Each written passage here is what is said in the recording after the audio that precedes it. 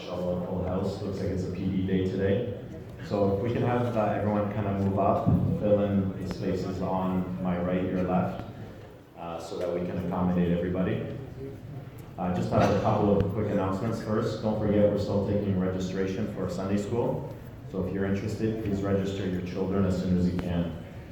Also tomorrow, from 5:30 until 7 p.m., come and join us for a free family movie night here at the center. This event is for families, so please attend with your children, and we'll inshallah be having popcorn. And lastly, our guest Imam, who will be delivering the Shama today, is Imam Twakkal. Thank you very much for your time. Jazakallah khairan. Assalamu alaikum.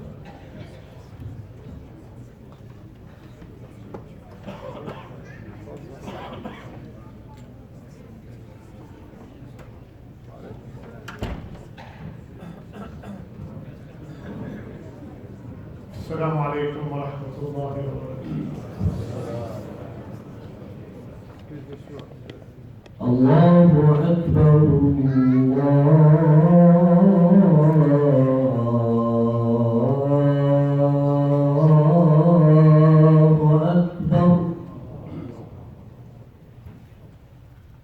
الله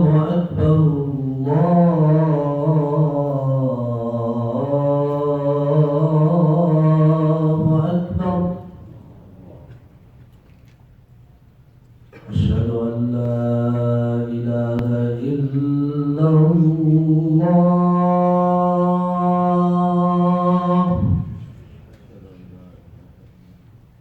أشهد أن لا إله إلا الله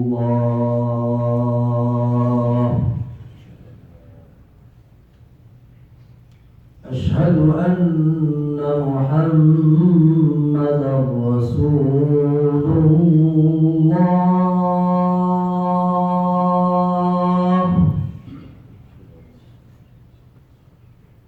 أشهد أن محمدا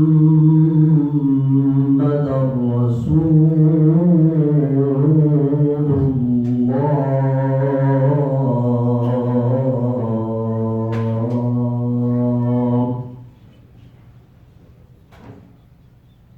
حي على الصلاة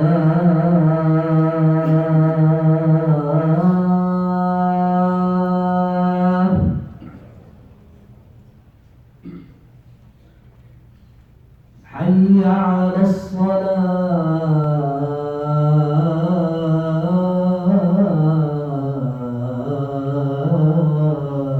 الصلاة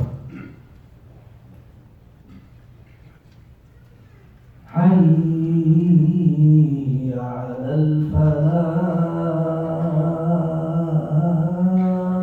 الفلاح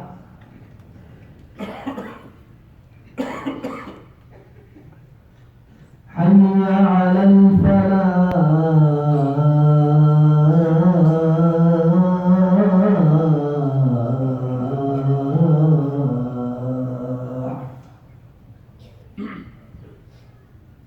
الله أكبر الله أكبر لا إله إلا الله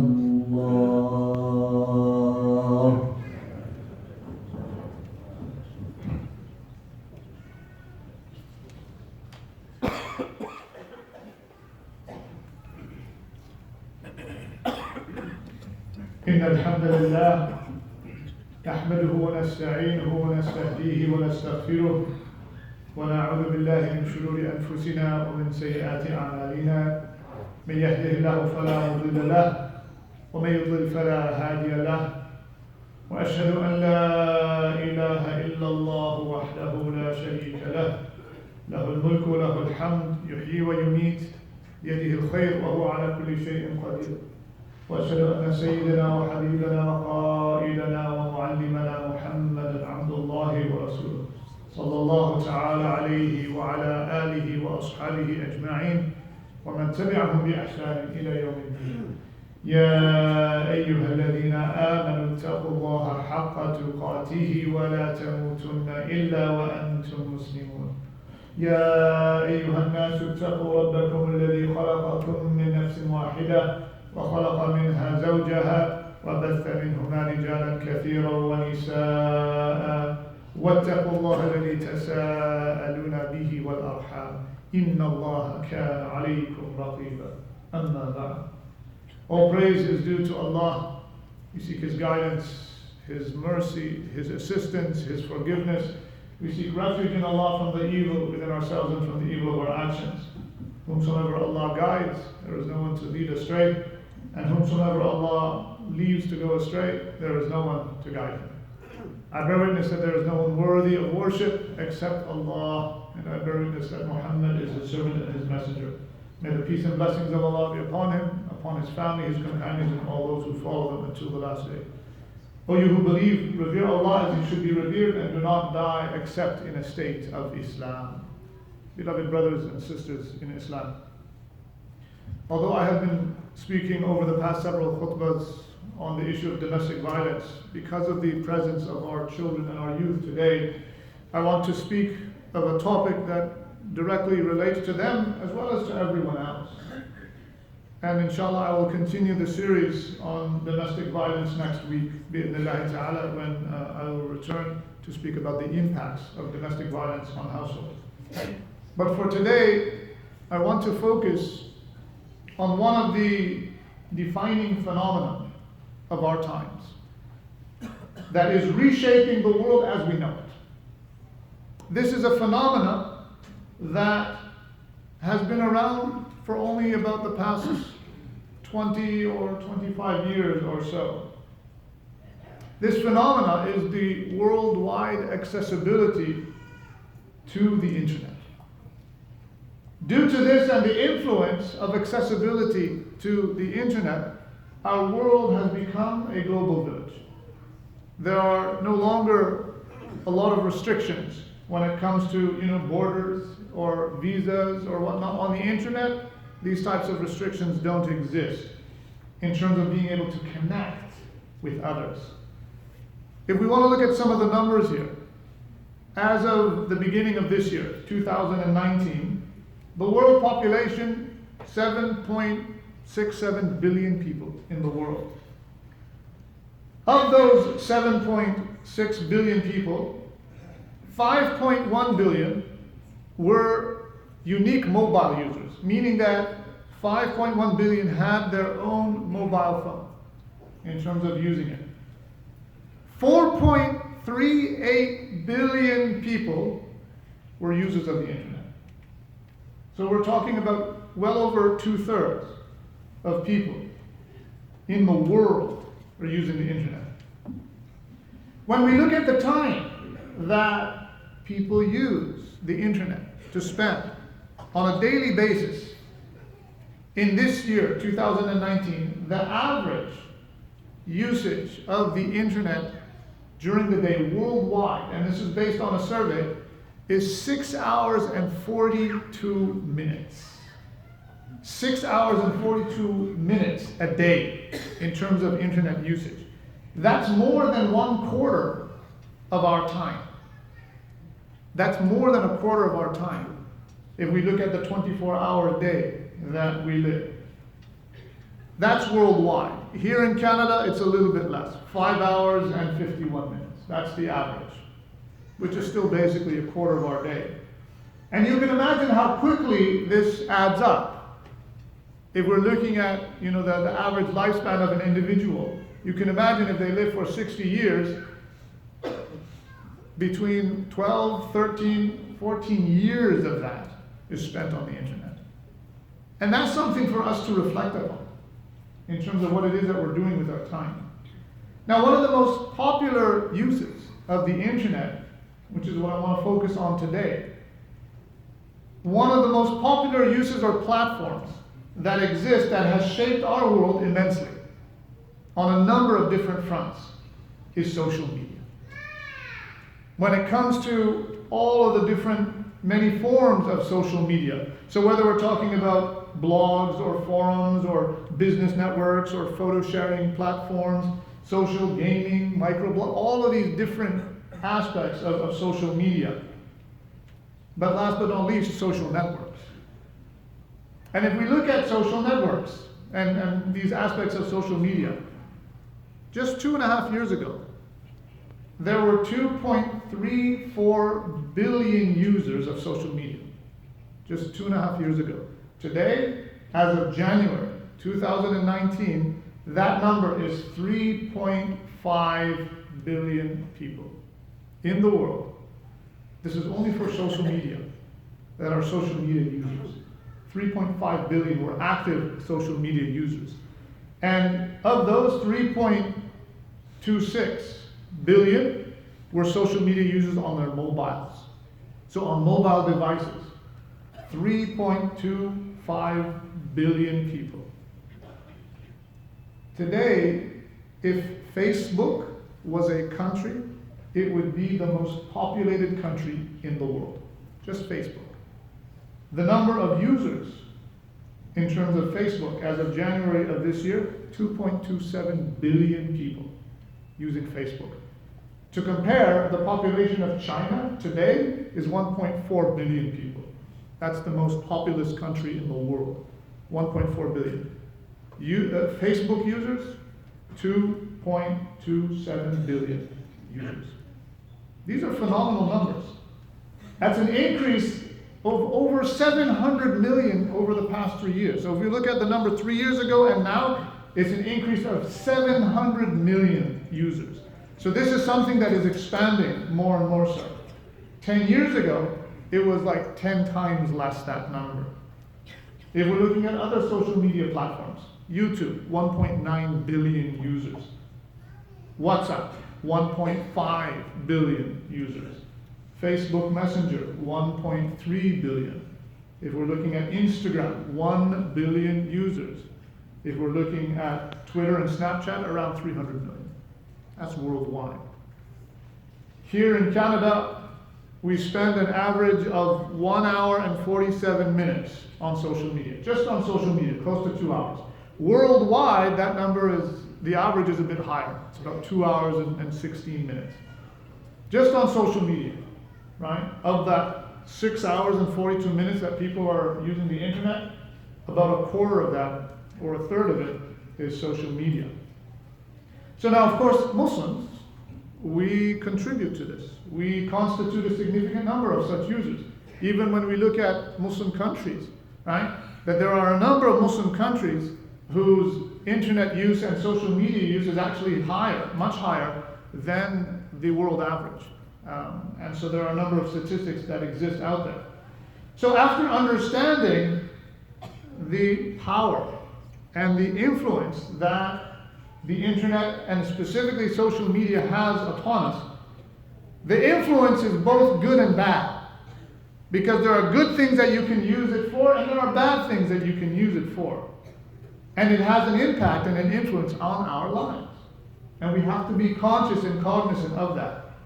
So after understanding this type of influence, when it comes specifically to social media, as Muslims, we need to understand we have a sense of responsibility. We have a sense of accountability for our activities on these various platforms. We have to be aware. And so to help us in this regard, I want to speak to some basic etiquettes when it comes to using social media. This is something that is so basic, because everyone here is going to be, most people are going to be using social media from amongst us. I would say a good 95 to 99% of us end up using social media in one way or another, right? Whether it's any of these applications that we use on our mobiles, and Facebook and WhatsApp and Twitter and Instagram and all these, we use them as Muslims. So we can understand, we need to understand that the use of such media, it can bring about good in the form of da'wah, for example, to others, in terms of spreading khair, in terms of inviting others to the message of Islam, or calling people towards good, spreading a positive message to others. We can use social media for that. But we also need to understand that it's a means by which we can spread corruption. We can spread fitan. We can spread tribulations, trials, through these different platforms. For ourselves and for others, that they can be a fitan, a fitna. It can be a tribulation. It can be a form of corrupting. ourselves, our hearts, as well as others.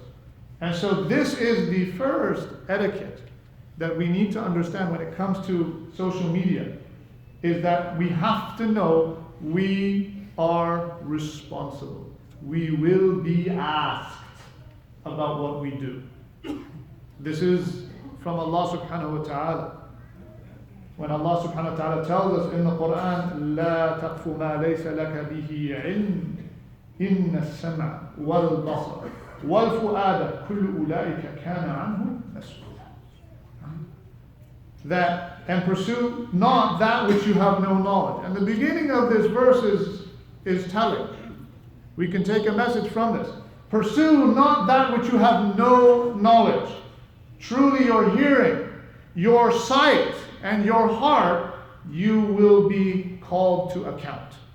You will be asked. That's what mas'ul means, from the same root as sa'al, to be asked. Meaning you're going to be asked. You are responsible. You'll be held accountable before Allah subhanahu wa ta'ala when it comes to these matters. So don't take it lightly. Because when we understand our use of social media is actually a form of speech. That even though you might not be saying a thing, and you're using your hands to either to type or to send messages and whatnot, it's a form of speech. And so, when it's a form of speech or communication, all of the Quranic verses, all of the ahadith that relate to our tongues, that relate to the dangers of our speech, they apply to social media. Because whatever you send, once you press that send button and you've typed something, whether it's an email or a message or a Twitter or a Snapchat or whatever it may be, you're responsible for what you just said. You're responsible for it. Whether or not you're anonymous. Because people might think, oh, I'll just send it anonymously. Nobody's going to know it was me. Well, Allah knows it's you. Allah knows it's you. So there's no anonymity when it comes to using this before Allah subhanahu wa ta'ala. Be aware of that. Know you will be asked about what it is that you do when it comes to using social media platforms. Allah knows who we are and He knows what we do. Right? إِنَّهُ كَانَ عَلِيمًا خَبِيرًا. That He is all knowing and He is aware. One of the things that can help us in this regard, so that we get a sense of the gravity of this, Imam al-Nawawi rahimahullah, in his book Kitab al-Adhkar, he has a complete section. It's the 18th section of his book that is only on Hifz al-Lisan. It's called Kitab Hifz al-Lisan. It is the book of guarding the tongue. And that book is over 85 pages in the published version of Imam al-Nawawi's Adhkar, which is around 740 pages. Of those 740, over 85 pages, which we're talking about an eighth of this book, is dedicated to guarding the tongue. So if you go through that section, and you know all of the different dangers that exist in terms of our tongues, then you'll get a better idea. They all apply when it comes to our usage of social media. They all apply. Every single one of them. Whether it's ghiba, whether it's namima, whether it's fuhsh, whether it's using obscenity, vulgarity, etc. Right? They're all mentioned there. And that leads into the next etiquette of using social media.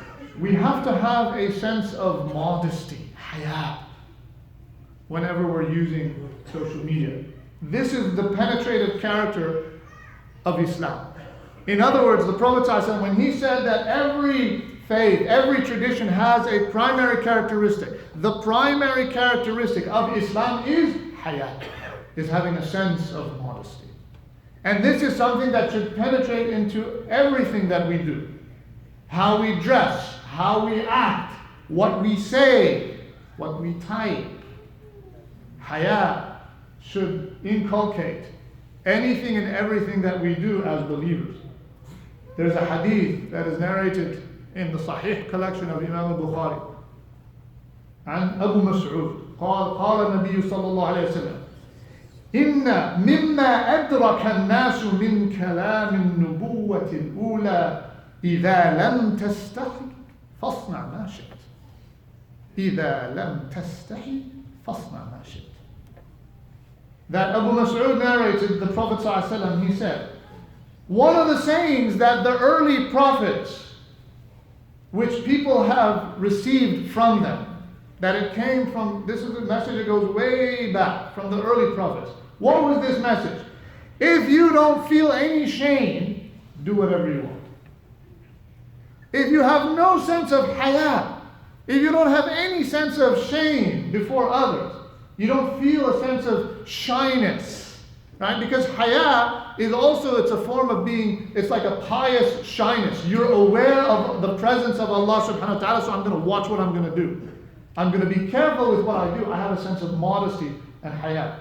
If you don't have that, do whatever you want. And it's not a command to say, yeah, go do whatever you want. No, it's just saying, if you have no haya, then you're going to end up doing whatever you want. إِذَا لَمْ تَسْتَحِي فَاصْنَعْ مَا شِئْتَ.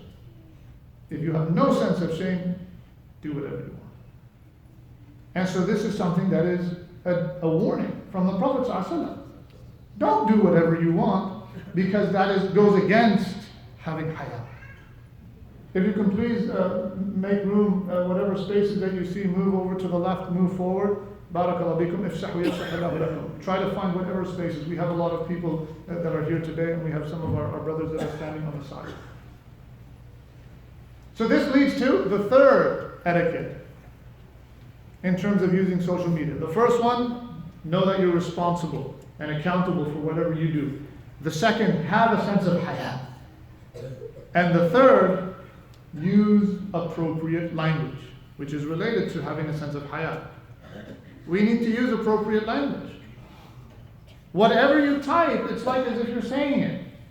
And we know the Prophet ﷺ, he said in a hadith that's narrated in the collection of Imam al-Tirmidhi, this is a Hasan hadith, that Ibn Mas'ud radiyallahu anhu, he said, لَيْسَ الْمُؤْمِنُ, and this is marfu' to the Prophet ﷺ, لَيْسَ الْمُؤْمِنُ بِالطَّعَانِ وَلَا اللَّعَانِ وَلَا الْفَاحِشِ وَلَا الْبَذِيءِ. That the believer is not given to reviling, cursing, obscenity, vulgarity, right? All this foul language, all this dirty talk that happens on these platforms, right? This is not the characteristic of the believer.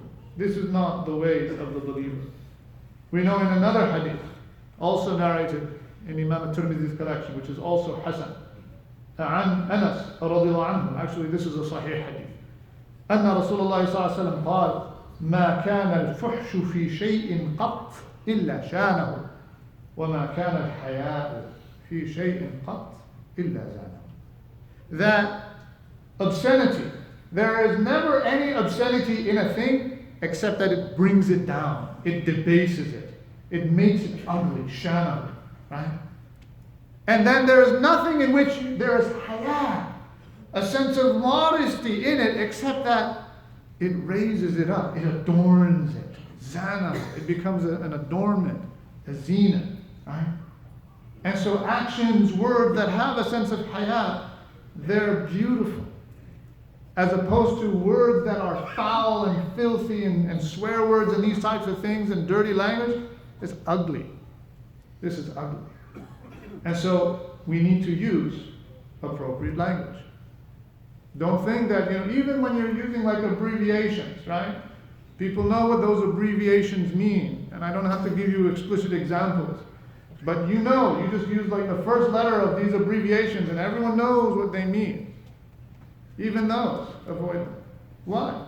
Because this is a fush. There's vulgarity. Any form of swear words or anything of that sort. Avoid it. This is from the etiquette, the adab. Because if we're going to be using these platforms for khayr, then we need to take the right means. And we need to avoid the inappropriate means. So that leads to the fourth adab. Seek out what is good and positive in others and avoid negativity. How often is it that people end up falling into many, not one, many of the sins of the tongue Ghiba is very easy to fall into, backbiting. When you talk bad about other people, it's so easy. And because you feel that you're protected behind that screen, right? Because if I was face to face with somebody, I'm not going to say the same things that I would say about them when I'm not there. If I'm face to face with a person, sometimes I'm going to hold myself more so. I'm going to have a little bit more etiquette. But once I get that sense of safety and security behind the screen, nobody's there, they're not watching me, I can say whatever I want. And you just let it go. You just let it roll. All the fush and all the namima, the tail-bearing, the backbiting, the swearing and all that, you just let it all go. And the insults. And you think, oh, well, I'm anonymous. Nobody knows. Allah knows. Don't forget, Allah knows. So don't seek out fault in other people. Don't seek out the negativity, right? There's a hadith that is narrated, and especially when it comes to searching other people's faults out. I mean, how easy, everyone has an opinion. And how easy is it to try to point out the mistakes of other people, to search for their faults and point them out, right? The Prophet ﷺ, listen to this hadith, that the Prophet ﷺ, he said, إِنَّكَ إِنِ اتَّبَعْتَ عَوْرَاتِ النَّاسِ أَفْسَدْتَهُمْ أَوْ كِدْتَ أَن تُفْسِدَهُمْ. Right? That if you try to search for the faults of people, this is a form of actually corrupting them, or you will nearly corrupt them. Because what you're doing is you're actually spreading this attitude. You're spreading this type of statement or acting. In terms of your tongue, because remember, our tongue is one of our actions. We act with our limbs, and our tongue is one of our limbs. It's an action, right? And so if you do that, if you try to search out the bad things and the faults of people, this is a way of actually spreading corruption, and you can actually corrupt them, or that you'll nearly corrupt them. This is another hadith that is narrated from the book of Imam Tirmidhi, and this is a Hasan hadith. عن نافع عن ابن عمر رضي الله عنه قال صعد رسول الله صلى الله عليه وسلم المنبر فنادى بصوت رفيع فقال يا معشر من قد أسلم بلسانه ولم يفضي الإيمان إلى قلبه لا تؤذوا المسلمين ولا تعيروهم ولا تتبعوا عوراتهم فإنه من تتبع عورة أخيه المسلم تتبع الله عورته ومن تتبع الله عورته يفضحه ولو في جوف رحله. This is a very powerful hadith that the Prophet ﷺ, he said, this is Ibn Umar narrating this, he said the Messenger of Allah ﷺ got up onto the mimbar, he ascended the mimbar, and he called out with a loud voice, with a raised voice, and he said, O you who have accepted Islam with their tongues, but faith has not reached their heart yet. In other words, it's just lip service. You claim, you say that you're Muslim, but Iman hasn't sunk into your heart. Listen to this. Oh, you who have accepted Islam with his tongue, while faith has not reached his heart. Do not harm the Muslims. Do not harm the Muslims, nor revile them, nor spy on them to expose their secrets. For indeed, whoever tries to expose his Muslim brother's secrets, Allah exposes his secrets wide open, even if you were in the depth of his house. You want to try to point out the faults of others? Then that's a means by which you're going to expose your own self. It's very dangerous. This is from the Prophet. Do not revile the Muslims. Do not harm the Muslims with your tongue. How often do we do this when we're using these avenues on social media where we're talking bad and all this negative language, right? We have to be very aware and careful in this regard. Imam Nawawi rahimahullah, he said in a statement, it is obligatory for a student to give a positive interpretation to every utterance of his brother that seems wrong until he has exhausted 70 excuses. In other words, maybe you didn't understand what he was saying right. Somebody says something, try to understand it in the best of possible lights. Give an excuse for them. Give them the benefit of the doubt.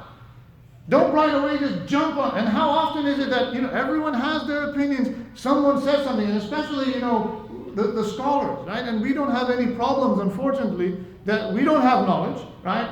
I mean, that verse that was recited at the beginning, that, don't pursue that which you don't have any knowledge of, right?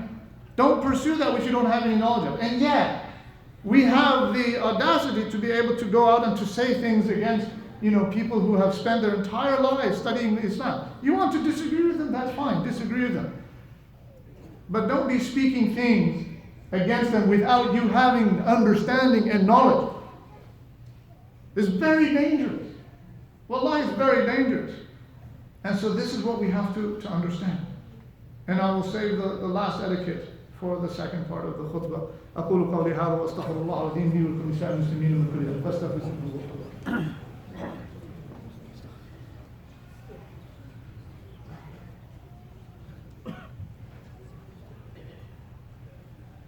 الحمد لله رب العالمين وأفضل الصلاة وأتم التسليم على سيد الأنبياء والمرسلين سيدنا محمد وعلى آله وصحبه وسلم.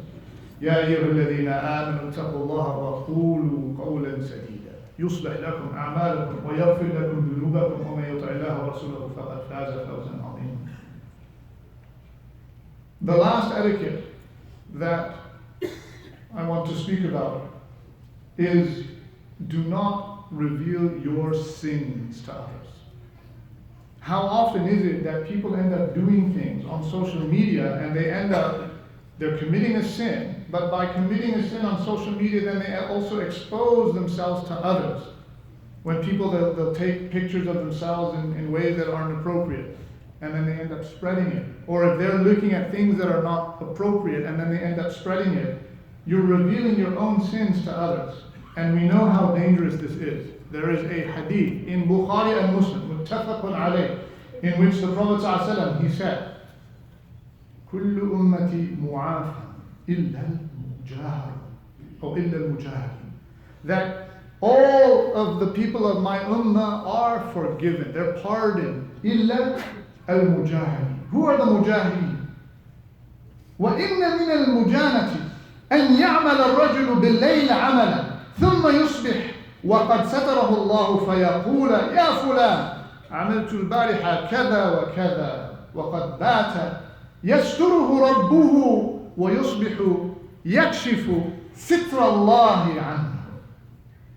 So the Prophet ﷺ, he said, all of the sins of my followers, of my ummah will be pardoned, will be forgiven, except those who they openly expose themselves.